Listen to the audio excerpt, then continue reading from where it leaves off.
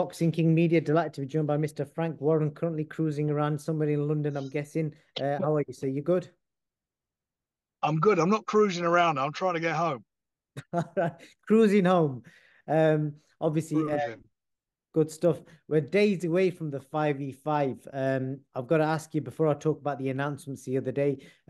How confident are you in a 5-0, or do you think it'll be a lot closer? Look, they're very competitive fights.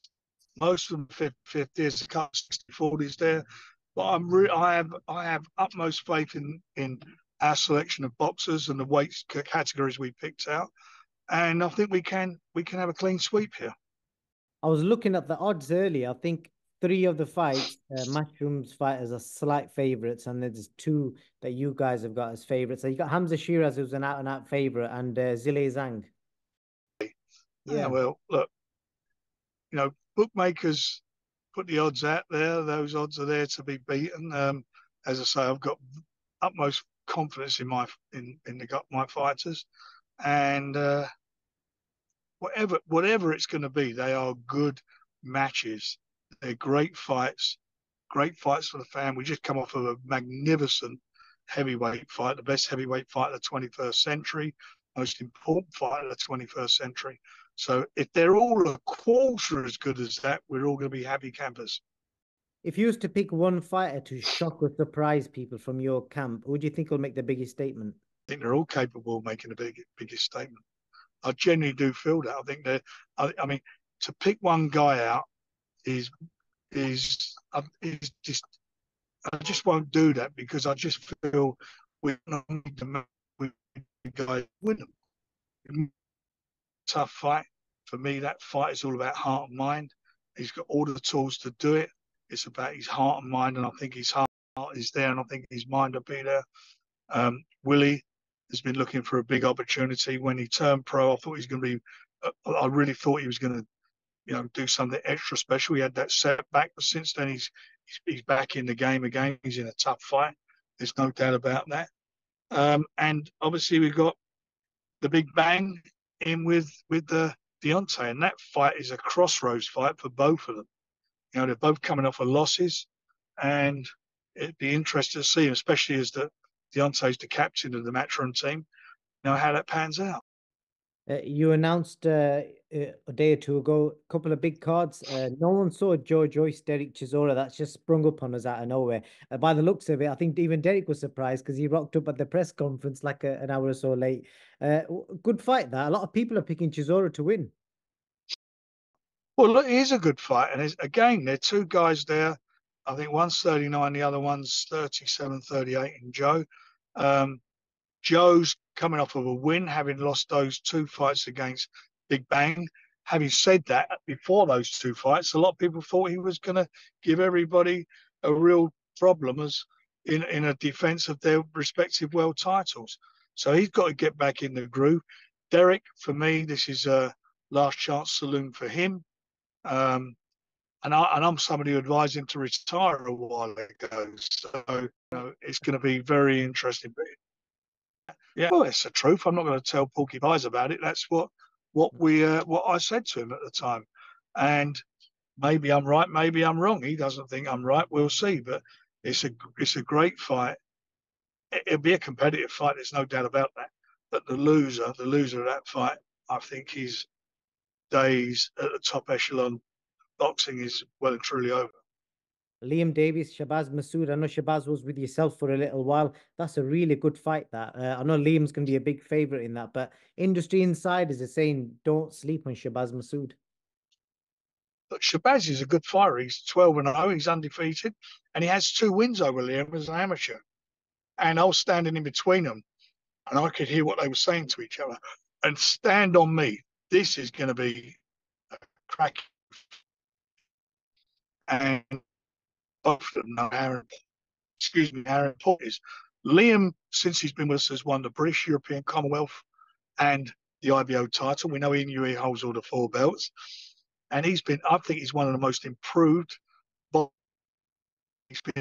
his last performance was brilliant. I mean, he boxed very well again. I mean, obviously it's the IBO title, but against a very, very good fight, done the job. So he's in a good place. Shabazz is in a good place because I heard him talking to him and heard what he said. So they both fancy the job. So that means we're going to get a great fight. And also on the card, we've got a fabulous fight between Nathan and Brad, which is a cracker. It's a rematch of a fight that has been nominated for one of the domestic fights of the year. And it's half as good as the last fight, and especially with the atmosphere we're going to get with these guys, because this place is going to be sold out. The venue will be sold out. We've done a great job in the Midlands building, and we worked from small hall to Telford, building it and building it. And we're now in a big arena. And that's what is called promotion and putting these events together. And I think we're going to get something special from that fight as well. A lot of fans don't appreciate when you do that. You've obviously, like with Liam Davies, like you just mentioned there, you got Sam Noakes, another brilliant story, a guy that's cleaned up domestically, could fight for a world title soon. A lot of these fighters you've built over the last few years, they've just kind of gone under the radar. Now they've cleaned up. Well, they have, but that's what we do. I mean, that's been our mantra at Queensberry for a long time, and we've been working very hard. Since I got out of Box Nation, which we invested a lot of time and money, and we worked out what our game plan was going to be. We signed up most of the top heavyweights in the world and worked to get heavyweights that we were involved with, getting them into great positions and building and building. We built up we got great young fighters, young Moses. We're very strong in every area as far as the future is concerned and the present. So I'm delighted with that. And as you mentioned, Sam is a magnificent fighter. He's a great fighter. Down the road, him and Mark Chamberlain, there's going to be something special. It's another big fight in the making. And it's been a pleasure. And there's such, I've got to be honest, this is the best crop of youngsters that I've been involved with in my time in boxing collectively. There's so many good young fighters. Definitely is. I'm going to jump on to last week. A lot was made of atmospheres in Saudi Arabia in the previous events. Your friends at Talksport, highlighted that. But Dominic Ingle, who went to the Saudi show last week, he's never been to Saudi Arabia before, and he praised it. He said it's one of the best experiences he's ever had at an event. No alcohol, so he didn't feel like he was in any danger. The atmosphere was great, and he said all around it was a great event. It was a great event. And you've got to remember as well, the events in Saudi take place on a Saturday night. And Saturday night is the equivalent of their Sunday, and you've got to go to work the next day because obviously it's a Muslim country and they have different holy days. So you look at that and you think, this is brilliant. And it's a building process. All this knee-jerk stuff from people who come out with things, we've taken something there and it's been built. When I say we've taken it, with His Excellency, Seller and all the team, Riyadh Season, everybody's worked hard to build and build and build. And it's been brilliant. And it's been brilliant for boxing, absolutely brilliant for our sport. We're seeing great fights being made and competitive fights being made. We've got a great event coming up, as we just mentioned, on the 1st of June in Riyadh, part of the Riyadh Season, another great event. So I don't know how anybody can complain about it. And, but you always get some jerk off who's always got something to say and unhappy. But you know what?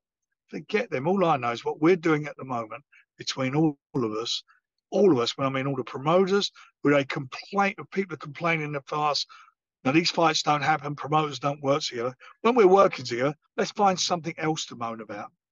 Let's moan about that you can't buy an ice cream or whatever it may be. Whatever it is, you've got those haters out there, the trolls, screw them. I know what we're doing is great for boxing, and I know certainly that fight that took place this weekend was the biggest heavyweight event of the 21st century. We've got a guy holding all the belts in a very, very close fight that, some people see different ways. Certainly I did, but I'm not complaining, by the way, because, scoring is subjective. It was a magnificent event. These guys give everything. 2 gladiators in an epic fight, 2 outstanding heavyweights, nothing in it, and what a rematch it's going to be. And that is boxing at its best. Indeed, it is. Everyone's going to be wondering, Frank, have you spoken to Tyson? What's his mood like? How's he been in the last few days? I've spoken to him a couple of times. He just wants the rematch. That's what he says. He says he feels he can win it. When he felt he won the fight, but as I say, that's not. He's not moaning about any the result or anything. He felt he won it, and he feels that he has to. He will win it next time. He feels that there'll be no doubt about it next time. As does Alexandrov. He feels it. But, that's what these two guys are. They're the two best heavyweights in the world, and they showed it. What a magnificent fight they gave us all. They didn't leave anything in that ring. They gave everything. It was just pure boxing at its best. Boxing at its best. Exciting. For me, it was a fight of two halves. And you look at his fights against Deontay Wilder, the first fight, Harry got off the floor at that last round. You look at the third fight, Harry got off the floor twice in that fight. That's all you need to know about Tyson Fury. And if anybody criticizes him and doubts that, I don't know what he is. Heart, grit, true character as a fighter. And if he's upset people in the past for things he said, I'm not going to keep being an apologist.